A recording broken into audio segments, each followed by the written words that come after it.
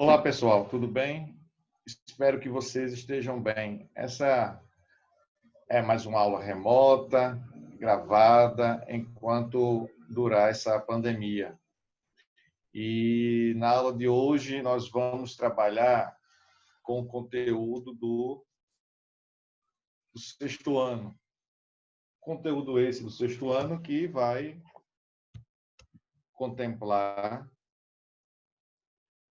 hoje em relação ao surgimento da filosofia dentro da Península Grega, de como essa filosofia vai apresentar os pensadores mais importantes, que maior destaque vão receber, qual o propósito desses pensadores, né? Questionamentos, evolução desse pensamento. Depois nós iremos fazer um passeio rápido em relação à arquitetura, à escultura, e ainda na aula de hoje nós iremos começar um novo conteúdo, um novo assunto do sexto ano, nesse processo, não é, revisional nosso, que é Roma.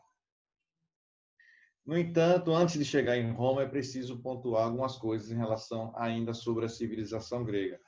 Essa civilização apresenta para a gente uma contribuição gigantesca para a formação do mundo ocidental. E nessa formação do mundo ocidental vai aparecer, não é, a questão política, a questão da estrutura dos órgãos que vão surgir na Grécia, a questão do direito, a questão da política, da filosofia, da justiça, os legisladores, os primeiros governantes, a divisão de poder, a gerúsia, aqueles aspectos que pessoas um pouco mais experientes, com determinada idade, possam contribuir para a nossa formação ocidental.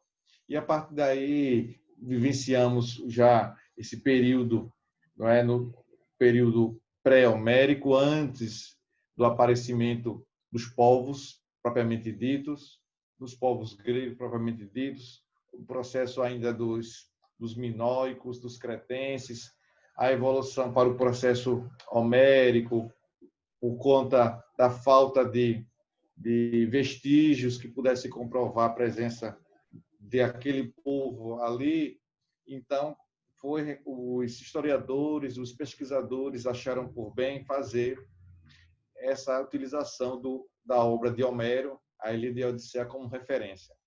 Depois nós vamos vivenciar a questão dos períodos gregos, período homérico, período arcaico, clássico e helenístico, que é aquele período helenístico que se refere à junção de culturas graças às contribuições, à formação, a forma de administrar de Alexandre o Grande entre o Oriente e o Ocidente, como ele vai conseguir formar esse grandioso exército e chegar a comandar grande parte do mundo, não é? Com aspectos políticos diferenciados, fundação de cidades, um império realmente gigantesco e admirável, que também não vai ter um tempo de duração, deixa de existir e surge uma nova concepção de divisão de territórios e formação, né, das primeiras localidades independentes para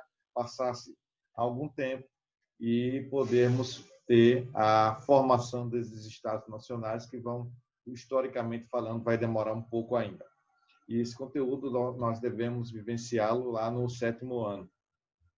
Pois bem, iniciando a aula de hoje na página 200, que fala sobre a filosofia e a história, não é? A filosofia é um termo grego que significa amigos da sabedoria ou amigos do conhecimento. Por que amigos da sabedoria ou amigos do conhecimento, ou amor à sabedoria, amor ao conhecimento? Ou seja, para que você possa tomar determinadas situações, a filosofia exige que você reflita, que você analise, que você pense antes de agir. Não é? Para você conhecer, você vai fazer uma reflexão, você vai começar essa reflexão questionando o porquê disso, o porquê daquilo. Então, a filosofia questiona tudo que está ao nosso redor. Verdade? Questionando o mundo, questionando você mesmo e o teu próximo. É uma essas são os três pilares do pensamento filosófico. Então, prosseguindo aí, aliás, iniciando na página 200, temos assim: a filosofia foi um dos principais legados da Grécia Antiga para o mundo ocidental. A forma de entender a existência e a origem do homem, do universo, sem as justificativas mitológicas, foi determinante para a evolução cultural grega. Então, havia sim uma justificativa para o surgimento do homem através da mitologia grega. Mitologia, mitologia. Logia, estudo dos mitos. Aquilo que pode ser verdadeiro, falso, ou que traz uma lenda que não tem comprovação, mas que traz, em alguma situação, pode ser um mito personificado, que traz um fascínio, que traz uma admiração. Então, evolução cultural grega, mesmo tendo surgido no período arcaico, foi no período clássico, a partir dos sofistas. E aqui no nosso livro traz uma explicação do que significa esse termo sofista, não é? Sofistas são pessoas que buscavam, não é, que utilizavam de uma retórica, de uma opinião, que vai começar dentro de pouco tempo, formulava questionamentos e eles vão ser dentro de pouco tempo questionados, vão bater de frente, vamos dizer assim, né? Entrar em choque com o pensamento do chamado pai da filosofia, que a gente vai destrinchar daqui a pouco. Chegaremos no estudo dele já já. Pois bem, mesmo tendo surgido no período arcaico, foi no período clássico, a partir dos sofistas, que o pensamento filosófico grego ganhou força, bem como os estudos históricos. Os principais filósofos e historiadores gregos foram, primeiramente, Protágoras, não é? Protágoras, principal pensador da escola sofista, defendia a não existência da verdade absoluta e afirmava que tudo é subjetivo, ou seja, a verdade depende de cada pessoa, de como cada pessoa a encara, importando os aspectos sociais e culturais. O outro item, o outro filósofo pensador. Agora, no caso, vai surgindo para a gente aí o conhecidíssimo pai da história, né? Que foi o Heródoto de Halicarnasso. Halicarnasso é o nome de uma cidade grega. E aí nós já vivenciamos o estudo com ele lá no início das aulas, né? No período introdutório do estudo da história. Temos assim: Heródoto de Halicarnasso é considerado o pai da história. Buscava sempre anotar as ações dos gregos, principalmente os atenienses, porque entendia que os fatos deveriam ser registrados. Seus registros mais conhecidos foram sobre as guerras médicas. Perfeito? Vamos agora conhecer os três pensadores clássicos da filosofia. E interessante, para que vocês possam absorver, entender esse conhecimento, que os três vêm numa sequência cronológica. Um surge, depois surge o outro, depois surge o outro em seguida. Deu para entender? Beleza? Diz assim, ó. Sócrates vem primeiro, depois Platão, que conhece Sócrates. Depois de Platão surge Aristóteles, que conhece, não só conhece a verdade. Sócrates estuda na escola filosófica de Platão. Deu para entender aí? Pois bem, Sócrates, considerado por muitos o maior pensador da Grécia Antiga. Sócrates negava as concepções sofistas. Para ele, a reflexão é fundamental para se encontrar a verdade. E não necessariamente se precisa de instituições para se aprender. A célebre frase, só sei que nada sei, foi atribuída a ele. Só sei que nada sei. E outra frase dele foi, conhece-te a ti mesmo. Sócrates vai começar a despertar o senso crítico dos jovens, vai começar a incomodar, não é? Vai despertar esse senso crítico dos jovens e vai ser considerado desagregador, não é? Que vai colocar a juventude em perigo, entre aspas, porque vai despertar o senso crítico. Então, os poderosos atenienses não viam Sócrates com bons olhos, e ele foi acusado de corromper a juventude. E ele, com isso, foi aconselhado pelos seus discípulos. Sócrates arrastava multidões com suas palestras, né? É bom deixar isso bem claro. E ele levava uma multidão, né? O seguindo, e aí vai começar a despertar, não é, uma preocupação por parte dos poderosos, porque viam nele uma ameaça. E ele vai criar uma concepção, não é, para que possa ajudar o interlocutor. Ele chama de maiêutica, né, por conta da mãe dele, que vai ser a luz dessa interlocução. Quando vocês estiverem no ensino médio, vocês vão vivenciar, vão ter uma disciplina curricular chamada filosofia. Lá o professor vai aprofundar bem mais essa situação. Então, Sócrates foi aquele pensador que começava a fazer formulações, críticas e começou a despertar a atenção daqueles poderosos, porque ele começava a despertar o interesse, o senso crítico desses jovens, que os jovens estavam se formando e ele via essa possibilidade de formação, a sua palavra, o seu discurso ter uma repercussão e absorção, aliás, desculpe, a absorção daquilo que está falando. Então, Sócrates foi assim, foi condenado à morte, foi julgado, condenado à morte e tomou um cálice de veneno. Sua condenação foi essa. Platão, ele é um outro pensador, discípulo de Sócrates. Como Sócrates não deixou nada escrito, Platão vai escrever algo sobre ele, né, dizendo que o seu grande mestre foi injustiçado. Platão vai criar uma escola filosófica, vai começar a, entre aspas, assim, organizar mais um pouco o estudo da filosofia, vai atrair pessoas para essa escola que querem questionar, querem debater o processo filosófico e vão conhecer um campo, um local apropriado para essas discussões, para esses debates. Não é? E aqui temos Platão, foi o maior divulgador, página 201, foi o maior divulgador das obras de Sócrates. Para Platão, o homem deve buscar a realidade a todo custo, não levando em consideração influências culturais, como a religião. Destacou-se principalmente com duas obras, A República e a Apologia de Sócrates. Aristóteles, vamos lá.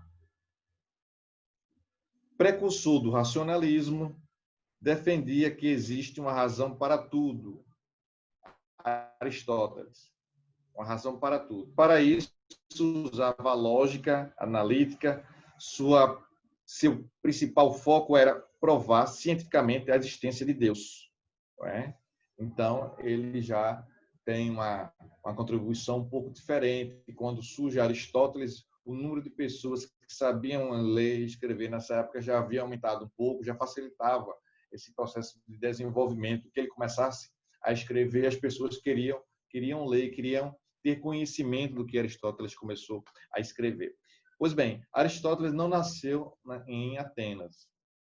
Quem nasceu em Atenas foi Sócrates e Platão. Isso vai ser importante porque vocês vão entender já já o motivo que eu estou destacando o nascimento, o fato de Aristóteles não ter nascido na Grécia, nasceu na Macedônia, não nasceu em Atenas. E então, na Macedônia, esse jovenzinho Aristóteles começou a se destacar na dialética, né? Nas discussões, nos pensamentos críticos.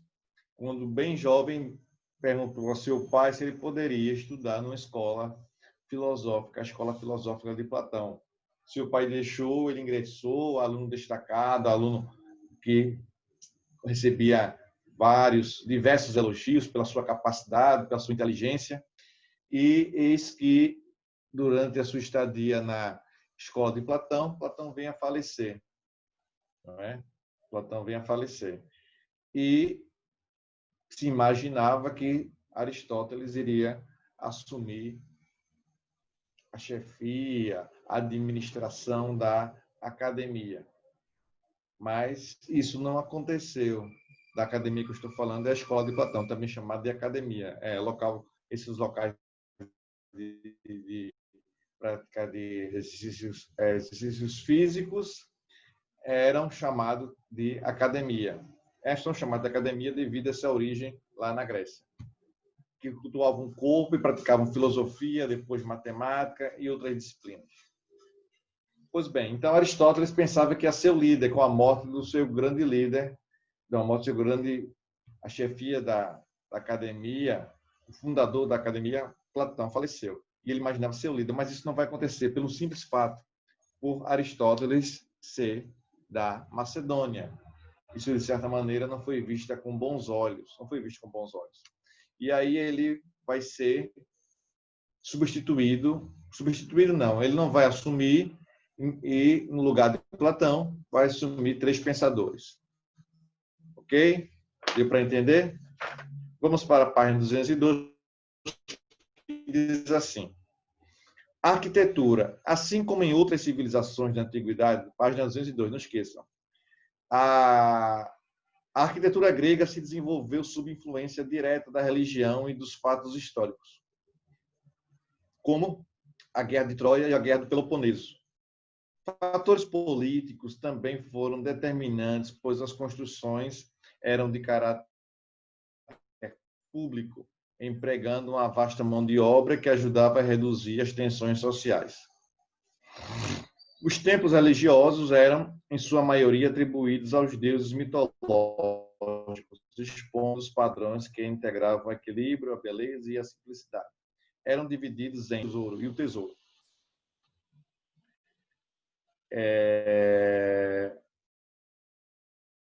As construções gregas, a partir do período clássico, eram bastante produtivas e de fácil execução, pois usavam encaixes de pedras talhadas e prescindiam do uso de argamassa. O arquiteto mais conhecido na Grécia, Calicrades, viveu no século V, tendo sido responsável pela construção do Partenon e das muralhas que ligavam a cidade de Atenas ao porto de Pirineu. E Quitinos, arquiteto que viveu no século V a.C. e que, ao lado de Calicrades, ajudou no planejamento e na construção do Partenon, em Atenas. Ambos eram de total confiança do arconte Péricles. O Partenon, até hoje, é uma obra muito famosa, um referencial arquitetônico, a beleza, não é, que chama a atenção do mundo inteiro. Está no monte, aqui no local dos mais altos da cidade de Atenas, e tinha ali a função como se fosse um centro administrativo, não é? Os impostos, a questão da arrecadação dos impostos, além de servir um processo de segurança também, para que pudesse visualizar a chegada de inimigos ao longe. Então, Partenon também tinha essa função. A escultura grega. As esculturas gregas ajudam a traçar e reconstruir os costumes e a cultura das cidades gregas. Assim como a arquitetura, a escultura era bastante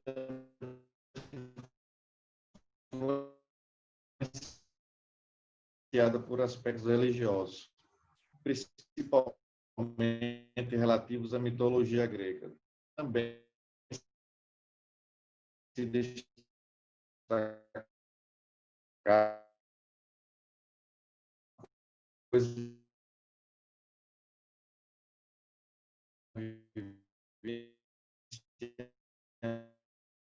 disso, né?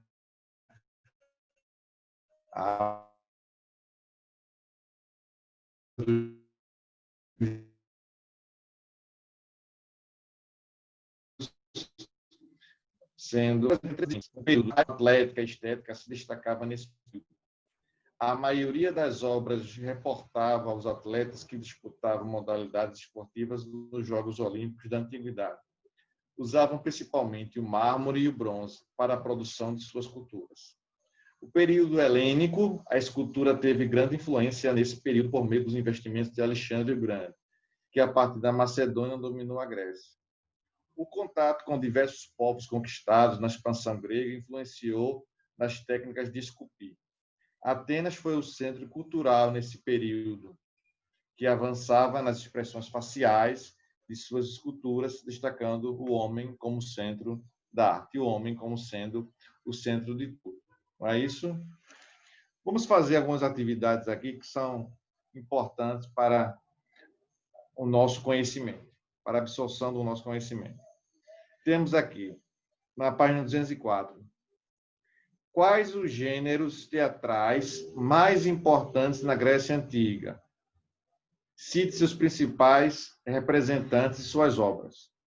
Vamos lá. Os gêneros teatrais mais conhecidos na Grécia Antiga foram a tragédia e a comédia. Ponto. Seus principais representantes foram Esquilo, que criou os persas, e os sete contra Tebas, Sófocles, que criou Antígona e Édipo Rei, e Eurípides, que criou Eletra e Medeia. Essa é a resposta. Quinta questão. A filosofia grega foi uma das principais heranças deixadas pelos gregos. Cite os principais representantes e a base de seus pensamentos. Os principais representantes, vamos lá, resposta. Os principais filósofos foram Protágoras, da escola sofista, que defendia a não existência da verdade absoluta, tudo seria subjetivo. Aristóteles, subjetivo, ponto e vírgula. Aristóteles foi precursor do racionalismo. Esse precursor significa o quê? O iniciador do racionalismo.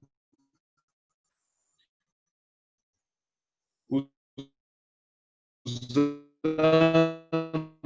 da lógica analítica e queria provar a existência de considerado o primeiro historiador, vírgula, relatou a história e cotidiano dos gregos e suas principais ações e feitos. Ponto e vírgula. Sócrates, que ia de encontro às ideias sofistas, afirmando que a reflexão seria o caminho para se encontrar a verdade. Ponto e vírgula.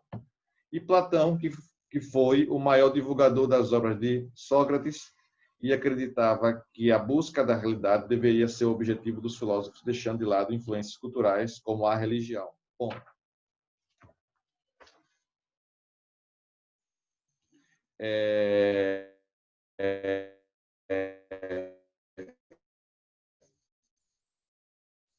Para complementar, eu convido vocês para que vocês possam as atividades que estão na página, as questões que estão na página 209. 209.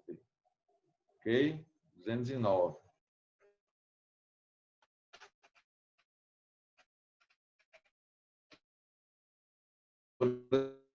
As questões 10 até a número 13. Até a número 13.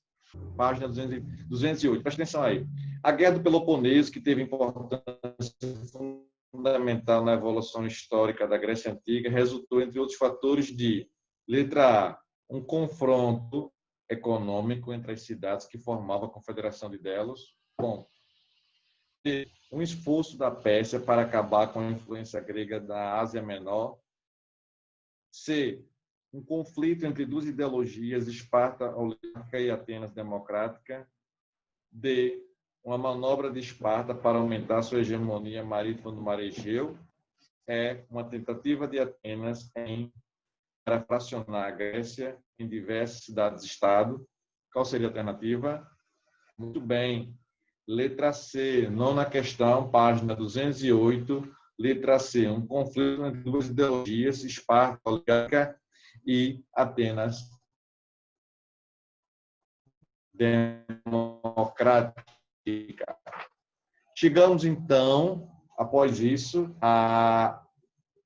ao capítulo 11, página 212,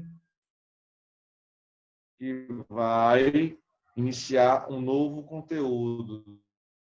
Dessa vez, nós começaremos a estudar da monarquia à fase republicana.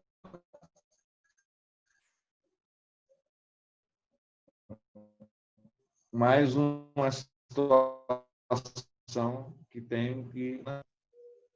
E, nesses três movimentos, nesses três períodos, nós vamos conhecer cada um deles e a sua especificidade.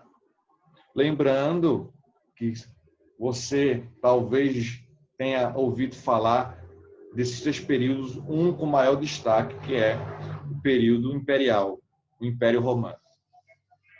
Vamos ver aqui, nesse processo inicial de introdução, sobre o surgimento de Roma, que vai relatar para a gente uma lenda.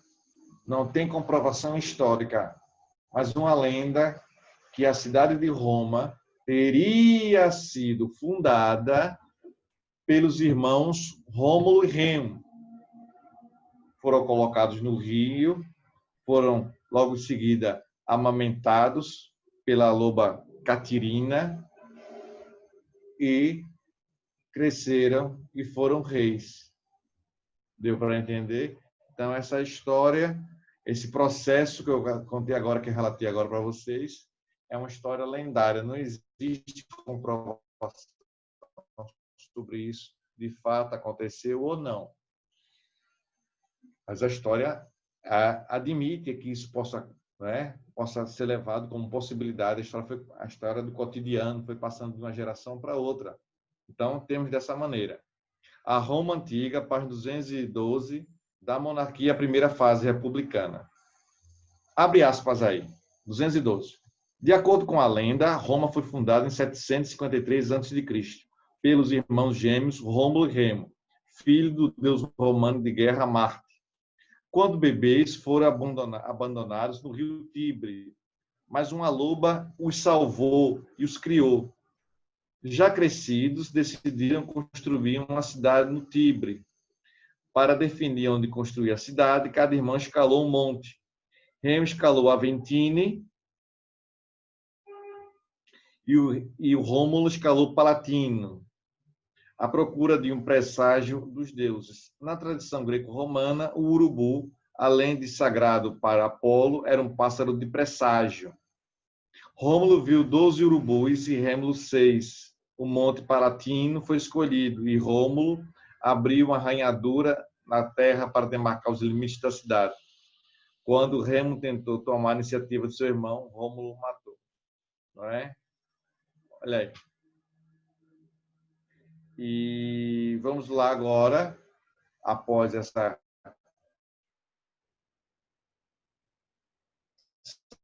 lenda do surgimento de Roma, conhecer um pouco Gil como um pequeno território. Localizado na Península Itálica. Península porque a Itália não está definido ainda como sendo um país unificado. Né? Chamamos de Península Itálica. Só vai significar Itália no século XIX. Então, esse conteúdo nós vamos vivenciar ele no finalzinho do nono ano. Entre o oitavo e nono ano. É uma região que se estende pelo mar Mediterrâneo, o que favoreceu o desenvolvimento de uma economia voltada para o comércio marítimo. Esse foco no controle do mar Mediterrâneo gerou várias guerras, inclusive as guerras púnicas, justamente disputando esse domínio. Os limites geográficos romanos, pelo menos inicialmente, eram com as cordilheiras dos Alpes, ao norte, ao sul com o Mar Jônico, a leste com o Mar Adriático e a oeste com o Mar Tirreno. Próximo à Península Itálica, existiam 3 ilhas que foram incorporadas ao território romano: Sicília, Sardenha e Córcega. Diversas, os gauleses, os italiotas, nome genérico para se referir aos latinos, e os sabinos de origem europeia, italiotas na planície do Laço. A fundação de Roma se deu justamente na planície do Lácio, pelos latinos. Aos poucos, esses povos passaram a se relacionar política e economicamente, mas também encontraram em diversos conflitos, como os ocorridos contra os etruscos, que eram um povo de origem que não era a indo-europeia. E nós tivemos aqui, com isso, Roma apresentou 3 fases distintas: a monarquia, a república e o império. Né? A monarquia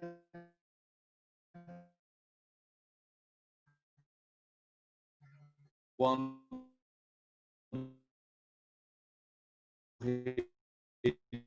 Tarquínio,